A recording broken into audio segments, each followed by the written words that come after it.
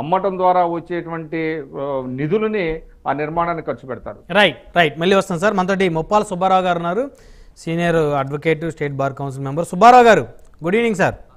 Good evening sir Brahmanaidu గారు. So ఆంధ్రుల కలల రాజధాని అమరావతి మళ్ళీ కొత్త పుంతలు తొక్కుతోంది, ఊపిరి పోసుకుంటా ఉంది. సాక్షాత్తు ముఖ్యమంత్రి చంద్రబాబు గారు అమరావతిలో ఉన్నటువంటి కట్టడాల మధ్యలో ఆగిపోయిన కట్టడాలను పరిశీలించారు. మరి ఆనాడు వైసీపీ ప్రభుత్వ హయాంలో మొట్టమొదటిసారిగా కూల్చివేయబడ్డటువంటి ప్రజావేదిక శిథిలాలను సైతం కూడా ఆయన పరిశీలించారు. అక్కడ భావోద్వేగానికి కూడా గురయ్యారు. సో ఇలాంటి దుస్థితి రాష్ట్రానికి గత ప్రభుత్వం తీసుకొచ్చింది అనేటువంటి అభిప్రాయాన్ని ఆయన వ్యక్తం చేశారు. ఇక్కడ ఒక విషయం అండి, ఆల్రెడీ ఈ అమరావతి రాజధాని అనేది చంద్రబాబు నాయుడు గారి నిర్ణయం కాదు. అసెంబ్లీలో అన్ని రాజకీయ పార్టీలు చంద్రబాబు ముఖ్యమంత్రిగా ఉన్న సమయంలో తీసుకున్న ఏకగ్రీవ తీర్మానం, అది మనం మర్చిపోకూడదు ఇక్కడ. అంతేకాకుండా అసెంబ్లీలో జగన్మోహన్ రెడ్డి చాలా స్పష్టంగా చెప్పాడు కదా, 30,000కు పైగా ఎకరాలను ఇక్కడ పెట్టాలి, బ్రహ్మాండమైన రాజధాని నిర్మించాలని చెప్పాడు. అందరం అభినందించాం. తర్వాత ఎన్నికల్లోకి వచ్చిన తర్వాత చంద్రబాబు నాయుడు గారు రాజధాని అనే విషయంలో ఆయన ఇక్కడ ఉండలేదు, ఆయన వేరే రాష్ట్రంలో ఉంటున్నాడు. నేను తాడేపల్లిలో ఇల్లు కట్టుకున్నారు, మేము ఈ రాజధానిని అభివృద్ధి చేస్తామనే కదా మీరు ఎన్నికల్లోకి వచ్చారు. ఆ రోజు వచ్చిన తర్వాత ఎందుకు 3 రాజధానులుగా మీ మనసులు మారిపోయినాయి? ఎందుకు దానికి అమరావతి రాజధానిని కమ్మ రాజధాని అనో, లేకుంటే వివిధ రకాల పేర్లు పెట్టి ఇన్సైడ్ ట్రేడింగ్ జరిగిందనో, లేకపోతే రియల్ ఎస్టేట్ వ్యాపారం అనో, ఎస్ఐడ్ భూములు దొబ్బేశారనో, ఇవన్నీ ఎందుకు వచ్చినాయి? ఆ కేసులు ఎందుకు న్యాయస్థానం ముందు నిలవలేకుండా వీగిపోయినాయి? ఇవన్నీ ఒక వరుస. రెండోది, ఇక్కడ మనం చూడాల్సింది 3 రాజధానులు పెట్టిన చట్టం చేసిన దాంట్లో ఆంధ్రప్రదేశ్ హైకోర్టు చాలా స్పష్టంగా చెప్పింది, మీకు 3 రాజధానులు నిర్ధారించే అధికారం మీ శాసనసభకు లేదు. దీంట్లో కేంద్రానికి సంబంధించిన చట్టాలు, రాజ్యాంగం ఇవన్నీ కూడా దాటి పరిధిలో ఉంది అని చాలా స్పష్టంగా చెప్పినాయి. ఇంకా ఏంటంటే, ఆల్రెడీ మిగతా వాటితో పాటుగా అమరావతి యొక్క భూములు కూడా అమ్మకాలు, తాకట్లు పెట్టకుండా ఆ తీర్పులోనే చెప్పినాయి. ఆ తీర్పులో 3 రాజధానులు చెల్లుబాటు కావు, మీకు ఆ అధికారం లేదని చెప్పిన తీర్పులోనే ఆంధ్రప్రదేశ్ హైకోర్టు 3 న్యాయమూర్తుల ధర్మాసనం చెప్పింది ఏంటంటే, అమరావతికి సంబంధించిన భూములు ఏవైతే ఉన్నాయో అవి అమ్మటానికి లేదంటే తనఖా పెట్టడానికి వీల్లేదు. ఒకవేళ అమ్మవలసిన పరిస్థితులు వస్తే, తనఖా పెట్టవలసిన పరిస్థితులు వస్తే ఆ సొమ్మును రాజధాని అభివృద్ధికి మాత్రమే వాడాలి. అందువల్ల రాజధాని భూములు సచివాలయాల్లాగా తాకట్టు పెట్టకుండా మిగిలి ఉన్నాయనే విషయాన్ని ఇక్కడ మనం గమనించాలండి. ఆల్రెడీ హైకోర్టు చెప్పిన తర్వాత, సుప్రీంకోర్టుకి వెళ్ళిన తర్వాత 3 రాజధానుల మీద సుప్రీంకోర్టు కూడా ఎటువంటి ఆదేశాలు ఈ ప్రభుత్వానికి ఇవ్వలేదు. ఒక నెలలోపు చేయాలి, 2 నెలలలోపు చేయాలి, 6 నెలలలోపు చేయాలని తప్ప 3 రాజధానుల విషయంలో కానీ, భూములు అమ్మొద్దనే విషయంలో కానీ, అక్కడ కార్యాలయాలను వేరొక ప్రాంతాలకు బదిలీ చేయొద్దని ఇచ్చిన తీర్పు కానీ ఏ విధమైన చేయగల సుప్రీంకోర్టు. కానీ వీళ్ళు ఏం చెప్పారు, మేము విశాఖపట్నాన్ని రాజధానిగా చేస్తాము, అక్కడి నుంచే మా యొక్క పరిపాలన కొనసాగిస్తాము అని తర్వాత కూడా 3 ప్రాంతాల మధ్య ఉన్నటువంటి ప్రజలు విభేదాలు సృష్టించడానికి ప్రయత్నం చేశారు. కానీ ఈ రోజున విశాఖపట్నం మా రాజధాని చేస్తామంటే విశాఖపట్నం ఉత్తరాంధ్ర ప్రజలు నమ్మలా, అలానే కర్నూలు రాజధాని చేస్తానంటే రాయలసీమ ప్రజలు నమ్మలా, అలానే ఎటు మధ్యాంధ్ర ప్రజలు అసలు నమ్మలా. కాబట్టి 3 రాజధానులు అనే నినాదంతో నువ్వు ముందుకు ఎన్నికల్లోకి వెళ్ళినప్పుడు ప్రజలు తిరస్కరించారనే విషయాన్ని, ప్రతిపక్ష హోదా లేకుండా కూడా నిన్ను ఓటం చూసి ఎమ్మెల్యేగా మాత్రమే కొనసాగే అర్హత కూడా తాత్కాలికంగా ఉందని చెప్పారు. కాబట్టి ఇక్కడ మనం చూడాలి. రెండోది, ఋషికొండ ఎందుకు కట్టారు? వీళ్ళు ఏదైతే చెప్పారో, మేము అక్కడి నుంచి పాలన సాగిస్తామని ఏదైతే చెప్పారో దానికి జగన్మోహన్ రెడ్డికి అనుకూలంగా ఉండడానికి, ఒకవేళ కనుక ఆయన మళ్ళా అధికారంలోకి వస్తే విశాఖపట్నం నుంచి పాలన కొనసాగించాలి, అక్కడి నుంచి కొనసాగించాలనే ఆలోచనతో ఋషికొండకి 500 కోట్లు ఖర్చు పెట్టారా?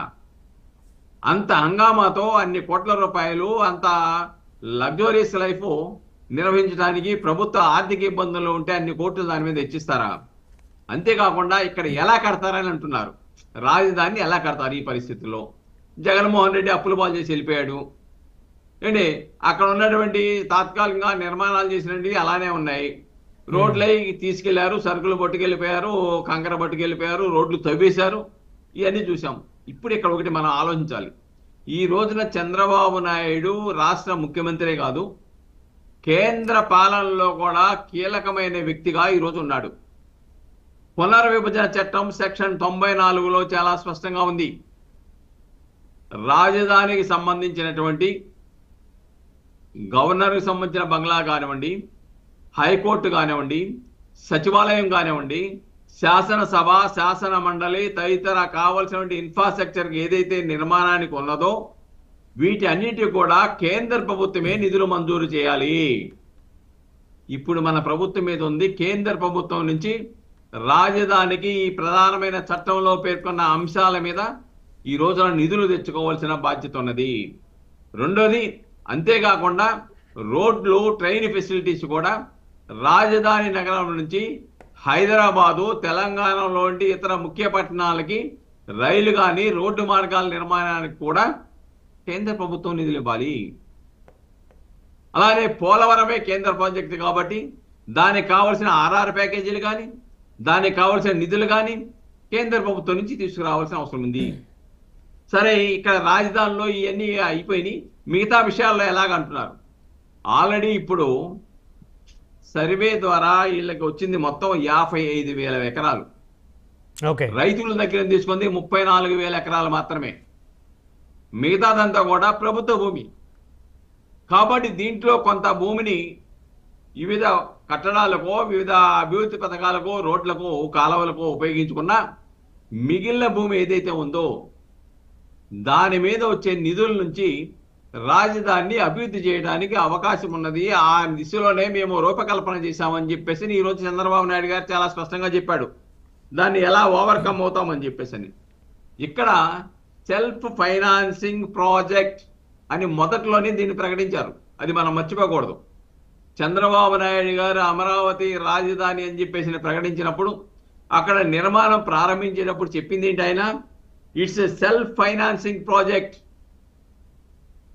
ఇది ల్యాండ్ పూలింగ్ ద్వారా ల్యాండ్ తీసుకున్నాము, తద్వారా వాళ్ళకి ఇవ్వాల్సిన అగ్రిమెంట్ సిఆర్డీఏతో చేసుకున్నాము.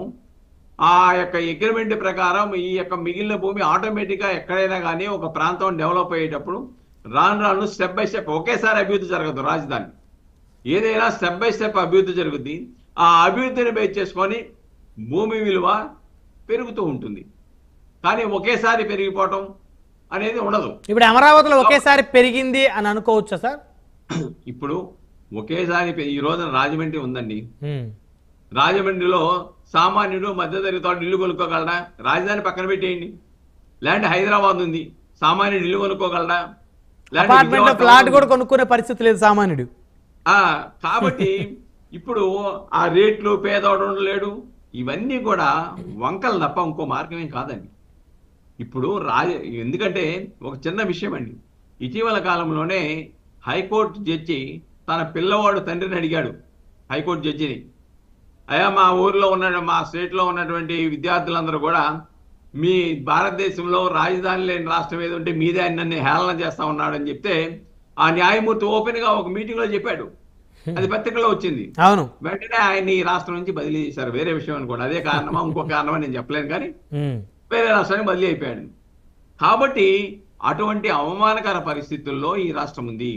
ఈ రాష్ట్రం నుంచి ఎవరైనా కానీ పక్క రాష్ట్రాలలో, పక్క దేశాల్లో నివసిస్తే మీ రాష్ట్రానికి రాజధాని ఏదైనా అడిగితే చెప్పలేని దీన స్థితిలో తలదించుకొని బతకవలసిన పరిస్థితి వస్తూ ఉంది.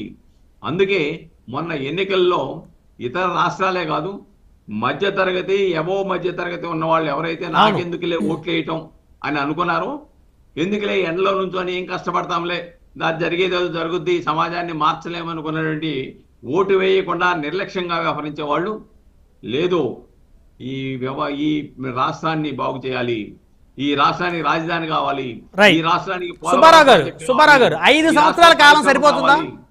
ఈ 5 సంవత్సరాల కాలంలో చంద్రబాబు నాయుడు గారు అమరావతిని పూర్తిగా నిర్మాణం చేస్తారు అని అనుకోవచ్చా? ఇప్పుడు కూడా లిమిటెడ్ పీరియడ్ లో రాజధాని అభివృద్ధి అనేది సాధ్యం కాదండి. ఓకే, అలా అయితే 2029లో మళ్ళీ ప్రభుత్వం మారి జగన్మోహన్ రెడ్డి గారు అధికారంలోకి వస్తే పరిస్థితి ఏంటి? ఇప్పటి వరకు వాళ్ళు ఎందుకు సాగినాయి అంటే అండి, చంద్రబాబు నాయుడు కూడా గతంలో ఆయన అధికారంలో ఉన్నప్పుడు పర్మనెంట్ స్ట్రక్చర్స్ మీద దృష్టి కేంద్రీకరించకుండా సచివాలయం కానీ, హైకోర్టు కానీ, ఇతర శాసనమండలి ఇవన్నీ కూడా టెంపరీ కన్స్ట్రక్షన్స్ అనే పేరు. అంటే ఆ మాట వాడారు, తాత్కాలిక భవనాలు అనే దాని అర్థం ఏమి అర్థం చేసుకోవాలంటే ఇంతకన్నా గొప్ప భవనాలు నిర్మిస్తాము ఈ శాఖలకి, ప్రస్తుతానికి వీటిని ఉపయోగించుకుందాం అనేది ఆయన ఇంటెన్సిటీ అయి ఉండొచ్చు. అయ్యొచ్చు, కానీ మరి ప్రతిపక్ష పార్టీ వాళ్ళు ఆ బాణీలో చూడలేదు కదా దాన్ని. ఇది తాత్కాలిక భవనాలే కాబట్టి హైకోర్టుని తరలించేస్తాము, ప్రిన్సిపల్ కోర్టుని అక్కడ తరలిస్తామన్నారు. ఇక్కడ ఒకటి కూడా